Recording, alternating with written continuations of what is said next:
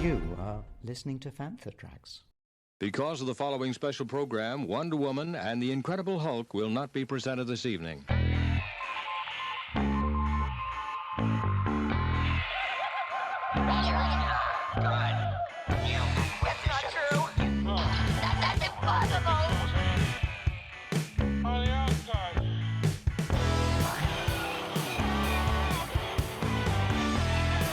It's time to get all your Star Wars news in a single file. This is Making Tracks.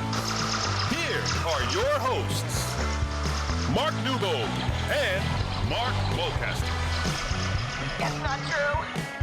That's impossible. Hello and welcome to this live episode of Making Tracks, brought to you live at London Film Comic Con. I'm Mark. Joining me this week in the UK Garrison and Rebel Legion changing room at the Star Wars Zone is my good mate Mark Newbold. I've seen things in here that would turn a Wookiee white. Seriously. How are you, Mark? I'm all right. I'm a bit stinky. Spent the day in my Stormtrooper costume, so that was good fun. Me and good friend Jordan went around, caused a bit of havoc up and down London Film Comic Con. Lots of photos. Yeah, had a good time. How about yourself? I'm fine. I'm glad it's not smell-o-vision. I'm glad it's just a podcast. Yeah, it's been good. We got the Star Wars Zone up and running this morning, so we've been doing stuff on the Fantha booth and giving patches away and pins away and all that malarkey, and letting people know where we are and what we do.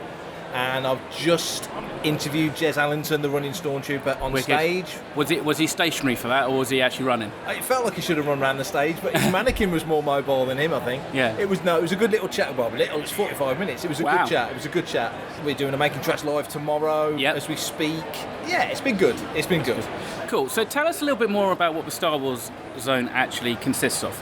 So it's the third Star Wars Zone I've had at LFCC. Each time it's slightly different. This time we're sort of in the middle of the hall, whereas before we were against a wall. So it's a nice area. It's right opposite the entrance. Star Wars Sessions are there, Generation Skywalker's there, all the cool stuff's next to the Fantha Tracks booth. Lots of stuff going on. It's going to be really busy. It's Friday today. It's obviously Saturday tomorrow. Yep. Which should be crazy busy. It's not been too hot today, so it's been pretty mellow. Yeah, to be fair, I was going to say this time I think the aircon is working. Hopefully it stays like that for the rest of the weekend because, we're going to need it tomorrow because I think it's almost sold out. So I believe so. Which is fantastic. So And all those bodies, heat, cold air, goodbye. Exactly. All the excitement, the sweat and shame that is London Film Comic Con, all intermingles to make a nice, fun, delightful atmosphere. So far today, what has your actions been? Well, not a huge amount really. I've been mainly in my TK armour, so with the UK Garrison. We've had members of the Rebel Legion Elstree base here, and we've got members of the Mandalorian Mercs Vokchi clan here as well. Yep. And we've all been collecting for Angel Man, such as yourself as well. So the whole Star Wars Zone is collected for Angel Man. And it's just been pretty constant. Chewie's been out and been very popular, raised a lot of money in his little outfit and stuff, posing for photos like a tart that he is, So I've been patrolling like the halls with Jordan in our TK and that. We were actually asked if we wanted to participate in the Tom O'Connell photo shoot, and Tom is the Darth Vader stunt from the Obi-Wan Kenobi series. So he was there getting photos with the general public, and we were flanking him either side. So that was quite fun, quite special. And then we went over and we had a nice little natter with Sid Wag, who was an original Stormtrooper in A New Hope. And generally it's just been good. It's been nice catching up with people because it feels like it's still been quite a while since we've seen some of the faces. So it's been good fun. Yeah, it has. It's weird. I mean, we have been back out at conventions, but this feels like the biggest one we've done since it all started off again. Yeah, it does. And it's quite nice. The Rebel Legion, we've brought our Tantive 4 corridor. We've brought our Tatooine corner, which is kind of like I say, it's Tatooine. It's more of a generic desert. It could be Navarro or it could be Tatooine. It kind of exactly. Or Jakku, exactly. And the UK Garrison, they brought their own little Tatooine kind of market stall and that, and which makes it fun. We've had fun with Dave Hodgson in his Ewok as he's been wandering around and stuff. And it's been good fun. In Star Wars news, we thought we'd talk about a couple of things today. First things first, Taika Waititi. Thor Love and Thunder's just come out. Yes. It's got Iron visual effects. It's got Star Wars related people in it, including Natalie Portman. Yeah. One of the things that we posted on Fantha this week was that Taika was speaking to Natalie, and Natalie said to Taika Waititi, "What are you doing next?" And he says, "I'm doing a Star Wars film." have you ever been in a Star Wars film? Can you imagine Taika Waititi, who's directed episodes of The Mandalorian and is directing a Star Wars movie, he didn't know that Natalie Portman had been in a Star Wars film? Yeah, well, Taika is quite a funny guy, and you kind of wonder as to how serious that was. I mean, that came out in the Rolling Stones article, and that seemed to be like the main headline from that article, but there was a lot of decent chat in there about, where Star Wars needs to go in the future, and how you can kind of define a new era, and how kind of like the conflicts are between, just creating new characters, and then obviously trying to create and renew the Star Wars that we've already got. But yeah, I mean, it would be, I'd love to have seen actually Natalie's face when he said that, just because, Flattered, clearly. Yeah, I mean, it wasn't exactly quite a cameo. She was in all 3 films of the prequels and that, and, a beloved actress. So, but what did you think about what Taika said? Because he admitted that he doesn't know all the minutiae of everything. Yeah. Not that anybody does, but why should you? Yeah. But also, his logic was, I'll create something that's brand new but feels like Star Wars, so I don't step on anybody else's toes. There's quite a sensible logic. Yeah, I think so. I mean, if you've got creatives, you don't want to hinder them too much by saying it's just got to fit into this bit of canon that's already existing. You kind of do need to have people in Lucasfilm there to kind of help guide and steer, and kind of say, well, okay, fine. If you want to do something about, I don't know, X-Wing pilots, for example, you can't really do it 5 years after Return of the Jedi, but you can do it, say, 15 years before A New Hope or something like that. Yeah. And you kind of hope that that's what they're going to do. They're going to steer him so that his creative vision is kind of maintained, but then nobody kind of loses their cool when they start seeing it in the cinema and it starts retconning like left, right, and centre. Yeah. But, I mean, he does make a good point, because it's like, if you strip away everything that we know about Star Wars and all the kind of like the tropes and stuff, is it still Star Wars? Or does it just become sci-fi or sci-fi fantasy? So it's a fine line as to how far you can go, away from what we know in terms of the canon, before it starts to kind of maybe just kind of deviate and just fall apart a little bit. Become a generic sci-fi thing. Totally, just become derivative of Star Wars, which of course is something that the further we now go into the Star Wars production, Star Wars is in itself its own inspiration. So then some modern Star Wars does feel a little bit derivative of the old stuff. And so therefore you've got to look back beyond Star Wars and look at the actual original influences of Star Wars and draw on those to then lead you off into different directions. We've got a review coming up on the site of the paperback edition of Star Wars Ronin, the Vision spin-off, and that was interesting in that obviously that's very much steeped in the Japanese culture, the way the story's told, the way the book's written and everything. But it still feels very, very much like a Star Wars story, using all the elements but doing it in a slightly different way. If Taika did something like that, you watch it and go, that's still Star Wars. If he sets it 100 years before or 100 years after or whatever, that should work, shouldn't it? That's the thing. This is kind of, I think, the beauty of having the sequel trilogy set 35 years after Return of the Jedi, is that means that everything's got a little bit of breathing space. And so there, if you do set it a couple of 100 years before or a couple of 100 years after, you've got that breathing space, and that then allows the ancillary material to start filling in the blanks, and also then other creators to come in and start telling new stories that link up. So it's quite exciting. So where would you prefer they set it? Would you rather it was 200 years before? Because my worry is if they set it 200 years after, Luke, Lando, Han, Leia, Rey, Chewie, everybody would become like mythical, godlike legends. And that could be a bit tiresome. Whereas if they set it 200 years before, there's certain characters like Yoda can still be around, but there's characters that you can... I'm saying 200, that's where High Republic is. But you know what I'm saying? If they set it before, then there's different avenues of storytelling there. Yeah, I mean, that's the thing, isn't it? It's like you want those touchstones, and I think we've just had, Luke Skywalker, the myth from the sequel trilogy, and I don't necessarily think that worked in that way. But, there are things, and I think we even spoke about it with some of the show not so long ago, you could set it 200 years in the future of Star Wars after the sequel trilogy, and it's like that's 200 years where the new Jedi have had a chance to kind of blossom, re-establish, and then potentially also a new big bad can come about without potentially people feeling like it's just another echo of Palpatine or Vader because it's too close. So for breathing space is, I think, more important. But the one thing I have to say, and it's something that you've got to be careful with, I think, when you start to go down too much of a singular kind of genre influence, is that it then starts to feel a little bit too earthbound. You can't just kind of go down the whole Japanese style kind of influences. You've got to add something else, be it a little bit Western or be it something else. You've got to kind of like create that fusion. Otherwise, it will just feel just like a Star Wars version of that genre. Don't you think sometimes, though, when they've done that, and I know we've talked about this before, when they do that it's almost designed, one, it's a shortcut, but two, it's almost designed to be palatable for new people coming in, where at 45 years in, Star Wars as an entity should be enough to draw people in, shouldn't it? Yeah, I think so. I mean, one of the fun things about the Clone Wars, but also possibly one of the failings, was you had those episodes. You had, you know, the Hitchcock episodes, and you had the Godzilla episode and all that kind of stuff. And I mean, it makes it very easy. It's the kind of thing that you could totally see. That's how they describe it in the writers' room, in production. And this is the thing that, you know, I think they made a mistake when they started to label Rogue One a war film like Saving Private Ryan. If you start to create labels and then mention it to the outside world, there's that comparison point, which isn't necessarily a positive thing. You just want people to go and to see Star Wars and just let it tell its own story and let it be its own thing, rather than going, well, that's clearly been taken from this and that's clearly been taken from that. Do you think some things are taken too literally? And the point I always think of is when stormtroopers are missing clear shots in Star Wars, but when you give it any logic, you realise they're leading into like rats through a maze, so they can put the beacon on the ship to lead them to Yavin. Stormtroopers are excellent shots, like Ben Kenobi says, but in all Star Wars literature and future TV and films, stormtroopers are crap shots. Clearly they're not. No, well, this is it. I mean, this is what we saw with Kenobi, wasn't it? You know, they were having firefights in these small hallways, and it's like, really, if you can't hit like anybody within 10 feet, you don't deserve to be wearing armour. And I admit, I spent my first real day in TK armour this weekend, and the green lenses aren't particularly great. You don't have a lot of visibility, but you kind of think, well, this is because we're doing a screen accurate replica of what they use on film, which is basically a bucket. Now, if you're in the actual Star Wars galaxy, they're going to have heads-up displays, probably some kind of like aiming, you know, reticle and stuff like that. So you would think actually there's no reason and no excuse not to hit people unless there was a specific tactical reason to kind of like herd them, like you see in A New Hope. And wearing your TK armour today, give you a buzz?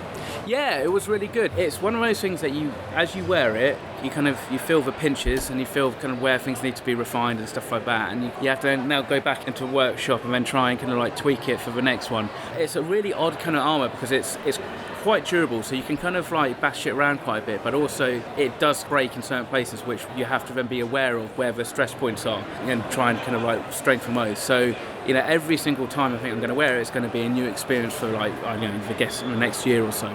Hi everyone, this is Misty Roses, and you are listening to Fantha Tracks. I have spoken.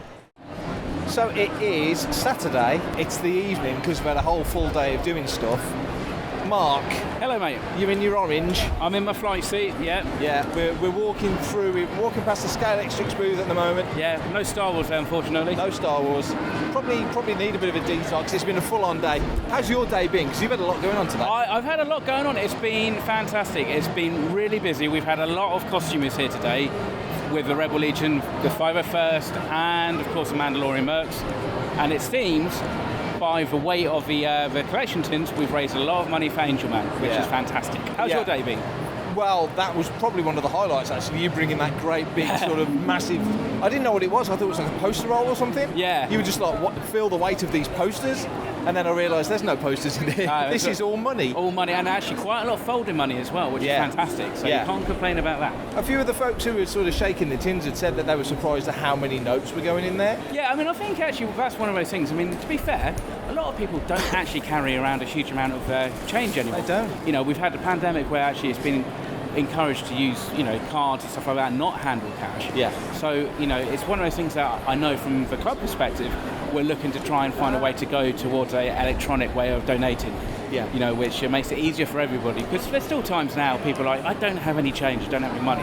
And it's like, well, don't worry, you know, we're not charging for photos, it's only if you wish to donate towards a charity. Yeah, so. Well, we had Az and Christopher on the stage today, which was on the Fantha Tracks booth, I mean, which was a thrill.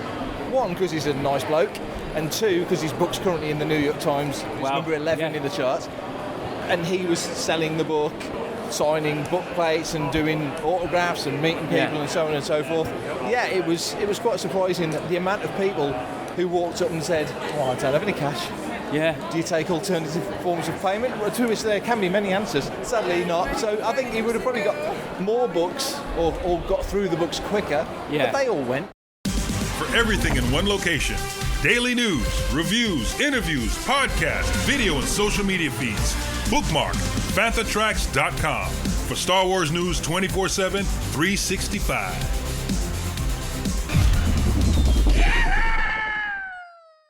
I haven't really had a chance to kind of look around too many of the vendors, but there's quite a bit of Star Wars, and there's a couple of things that I don't think I've ever seen before, which is actually a rarity. It's refreshing, yeah. It's nice and refreshing, and it's licensed as well. It's not like some bootleg. Which is really refreshing. Exactly, especially in a Comic-Con. There's a vendor in the other hall that's got a Greedo and a Figure and Dan kind of mini bust. Yeah.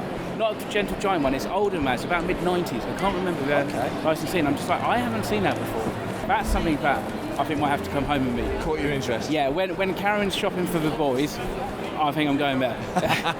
I've not really had a good walk. In fact, as we're walking now, walking through the comics area, this is the furthest out I've walked on this whole weekend so far. Hoping tomorrow's as busy as today, but Sunday rarely is, so I think I'll probably get a chance to come out and have a bit of a mooch around. Yeah. But nevertheless, it's been brilliant so far. I mean, I've kind of digressed. Today's been a good day. We've moved a lot of patches. Loads of people came up.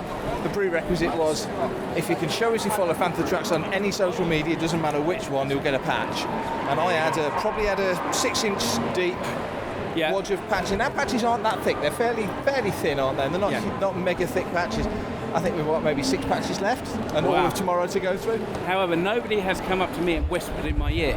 So my Fantha Tracks badge, so far, is safe. I'm kind of disappointed. Yeah, but that's probably because nobody listens to the end of a show. Well, no, nobody ever listens to the end. That's where we've got all the good stuff and the spoilers. Yeah, exactly. What are your expectations for tomorrow? Like you say, traditionally Sunday's never as busy as Saturday. Yeah, I mean, Sunday's never as busy, but I think, judging by the numbers today, I mean, at one point they were doing 1 in, 1 out, and they still had a good 2,500, 3,000 people queuing up outside, and that was about 2 or 3 o'clock. Okay. So that's promising for tomorrow.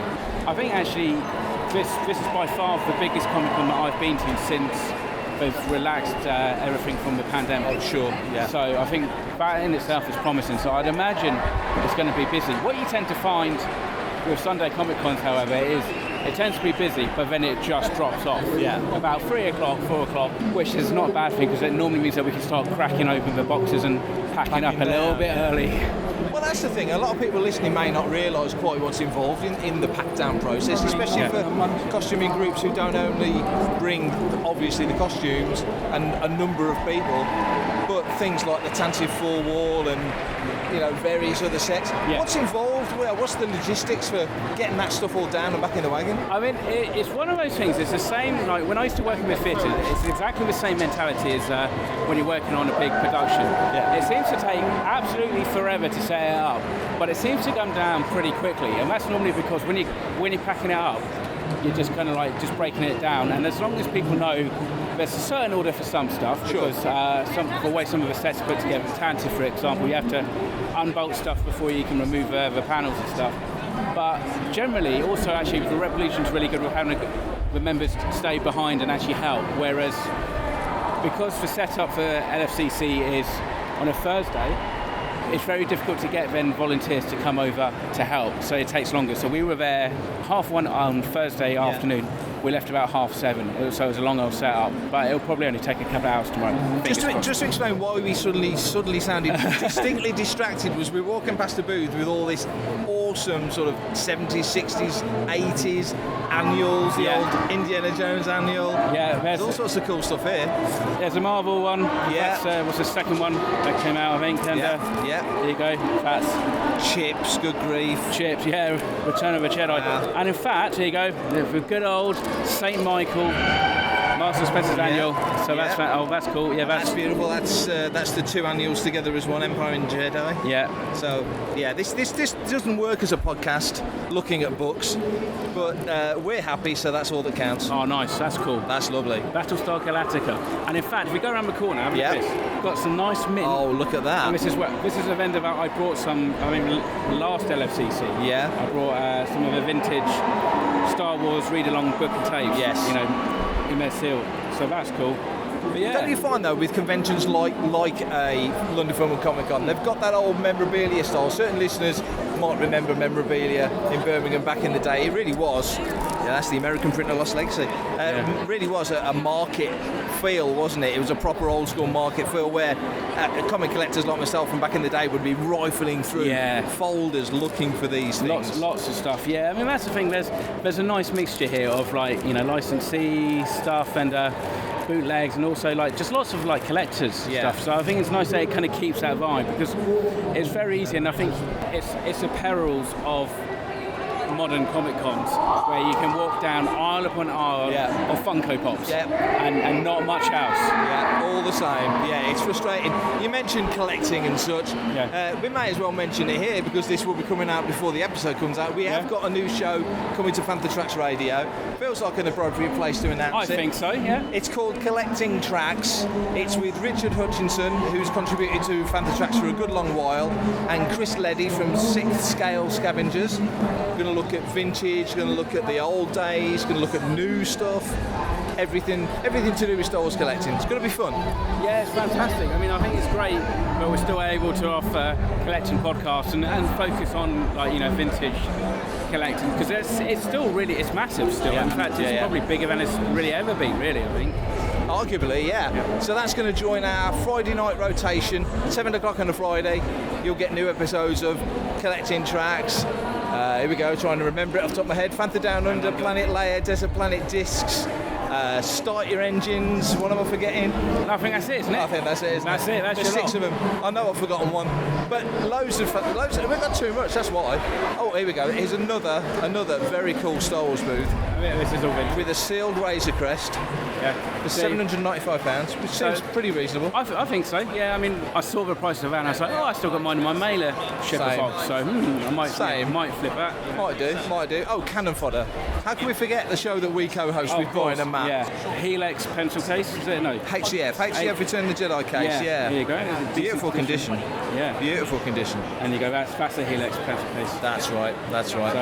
So actually it's quite nice. We're standing in front now of basically a purely vintage Star Wars trailer. So loose vintage, last 17 figures, some mint and card figures, DC vehicles. So it's nice to see this, It really is. And the prices aren't too bad. They're not. And this is the heritage of Star Wars, though, isn't it? When we talk about, the collecting thing, and obviously, as we say, Chris and Rich are going to talk about it every 6 weeks on Fantha Tracks Radio, and various aspects of it. You go right back. The first episode is looking right back to the earliest days. Yeah. And we stood in front of it here. Yeah, exactly. And I think it's really nice that, what's nice actually, on the stands, we've actually got a 12-inch Gentle Giant Princess Leia figure, the vintage one. So it's nice to see that, the connective kind of tissue between the modern and the vintage, on display. You've got to go back to the vintage stuff because without the vintage stuff, we wouldn't get half the stuff that we get today. If it wasn't for the popularity of the films and the demand of those vintage figures back when you were a kid, it's always worth. Even if you don't collect it, I think it's good to have knowledge and appreciation for it all. And especially, I think a lot of kids will look at this and they'll know that's Star Wars. They'll see the logo, but they won't identify with it in the way that older fans will. But by the same token, newer fans coming in with the sequel trilogy will identify with those characters. So it's that cyclical, big picture thing, isn't it? Well, exactly. We've got the vintage collection. They're obviously as a nostalgia kind of collection line for older collectors. But I know a lot of younger or newer members of the fan community who are collecting that stuff. And they just think it's cool. They think it's cool that actually 40 years on, you can still buy figures in that design. I mean, I don't think not many franchises or brands will do that. Not that many. Really, not that many. Not in a serious way like Star Wars does. Exactly. Well, we've walked 2 of the halls, and I've walked you back, like the gentleman I am, back to your house. Thank you very much. But not kissing on the first date. Not kissing on the first date, like this is the first date. Hi, this is Dorian Kinji, and you're listening to Fantha Tracks. Day 3, Sunday at LFCC. I am shattered because my knees are very old. My heart's young, but my knees are old. How's it been for you, Mark? It's been good, but I have to say I was in my Stormtrooper costume this morning, my TK, with a 501st, and I literally got into costume, walked outside, and I was just like, that's it, I'm done. I want to go and dekit, pack up and go home. But actually, it's been really fun. It's not been anywhere near as busy as it was on Saturday. Yeah. Or actually, I think possibly comparable to Friday, would you say? Or? Oh, certainly comparable to Friday. I think whatever they did with the numbers was sensible, obviously, but it feels like they've been quite logical about it. We've not been shoulder to shoulder like we have before, and I'm sure the bean counters would not be thrilled at that, but everybody else is probably quite relieved. Yeah, I mean it's been hot today. It has, but the aircon is still just about working, so that is good. Been good. You know, we've had a chance to mix it up with some of the celebs, and we had photos with lots of people and raise money for charity. So it's been a good weekend. Yeah, you mentioned the charity. You've been raising money for Angel winning the Star Wars Zone. I think we're going to hit quite a significant number there. It seems to have been a very lucrative little pot shake. Yes, yeah, I think it was yesterday, definitely, yeah. Today, again, because it's been quieter, but then we had a Darth Vader for a few hours, and that caused quite a long queue for photos and stuff, and that was good. So, yeah, fingers crossed, and hopefully we can do it again soon. Yeah, fingers crossed. Now that we're back into the rhythm of it, post-COVID, it feels like we're sort of finding our feet again, doesn't it? Yeah, it does. I mean, it's funny, actually, because I've had event organisers come up to me today for events next year, and we're like, oh, yeah, we're thinking about hosting something next April, like April the 1st, and I was like, yeah, good luck. That's a week before celebration. Yeah. So like we normally do on the regular show, have you bought anything this week, Mark? Yeah, I did buy one thing. I brought a Belgium original Empire Strikes Back poster, like the small versions that I got. I remember you talking about those. Yeah, so I think, because I kind of did it from memory, and I didn't check which ones I'd brought previously, but I think I'd brought Return of the Jedi and A New Hope, and I just needed Empire. Yeah. So I brought Empire, and I just thought, sod it, I'll just do it nice and early, first thing in the morning. Luckily, it was the last one I had, so got that. So now I can get all three framed up on a wall somewhere, because they're a really nice size. They're like slightly bigger than A3, but they're not like, humongous that you eats up all your wall. That must be cool, because I remember you talking about that really early days when you started making tracks, so it's kind of cool that you found that. Yes, yeah, exactly. And it's cool because it's like, not super expensive, nice and niche and that. I mean, don't speak Belgium.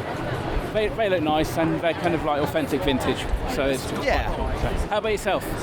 Really, weirdly, well, not that weirdly, I bought hardly anything. I got some key rings first thing this morning, so I went through a little sort of mini spate of getting the Phantom Menace key ring. Today I saw all the logo ones for £2 each, and I thought, well, that's pretty daft not to grab those, so bought them. But actually, I've got no autographs. I mean, it's just how it goes. I mean, autographs, I find, because I'm here, and I kind of say to my members, look, I don't want you to kind of come and troop here and then spend the whole weekend just in autograph queues. Yeah. But if you wanted to go and get one or two, that's okay. Check how the queues are and stuff. Yeah. But myself, what it's like. You think you're only gone for 20 minutes, and you check your watch, and it's like you've been there for an hour. Yeah. And that's just how it is. Yeah, it's very easy to do that. Very easy. So. We find that whenever we step out to get a sandwich, and it's like 40 minutes to get a sandwich and a can of Coke, and 12 quid. Yeah, I know. I spent £9 on 4 cans of Coke. Yeah. So you could get 30 for that price in Tesco's. But that's convention prices, and it's never going to change. Yes, the conning convention. Yeah, exactly. Yeah. So to wrap up, really, this 3-day epic walk around. What's your takeaway from LFCC going to be? What are you going to remember from this one, do you think? So I think this has had a really good atmosphere. I mean, it's been really, really friendly from like the punters and the costumers and stuff. It's been really nice. We had a lovely group photo of just general Star Wars cosplayers yesterday, which was really popular. Yeah. And I think that's really nice because it helps to kind of break down some of maybe the misconceived barriers that happens when you run a costume club. Yes. So that's been really good. Everybody's enjoyed themselves. We've raised money for charity. Got to hang out with you guys and Dave and everybody else. So I think it's been really fun. Yeah. So hopefully we can do it again. Yeah, let's hope we can do it again. There's one in, I think, November, a winter one. There's other stuff coming up, of course. There's MCMs and there's other events. So we're going to be out and about. But yeah, with Celebration only 8 months away, yeah, it's nice to start getting in the groove again. Yeah, exactly. And getting the large props out and making sure that you start to iron out the creases for how you set them up and take them down and stuff like that. So, yeah, fingers crossed there'll be more of this to come very soon. If you want to be a part of the action and stay updated on all the latest Star Wars news, visit FanthaTracks.com or check out the free Fantha Tracks app through the App Store to follow us on your mobile device. You can reach out to us and send in your listeners' questions by emailing radio@FanthaTracks.com. Comment, like and share on any of our social media feeds at Fantha Tracks, and be sure to subscribe, leave a review, preferably a 5-star one, on Amazon Music, Audible, Apple Podcasts, Google Podcasts, Spotify, or your podcatcher or smart speaker of choice. And as always, thanks to James Semple for composing the Fantha Tracks intro, Adam O'Brien for our Making Tracks opening music, and Mark Daniel and Vanessa Marshall for our voiceovers. Remember, tune in to Good Morning Tatooine. It's live Sunday evenings, 9 o'clock UK, 4 PM Eastern, 1 PM Pacific on Facebook and YouTube. And check out Fantha Tracks Radio on Friday nights at 7 o'clock UK time for new episodes of The Fantha from Down Under, Planet Leia, Desert Planet Discs, Start Your Engines, and Cannon Fodder. Stay safe, take care, and of course, may the Force be with you. Coming up next on Fantha Tracks Radio, it's another episode of Making Tracks.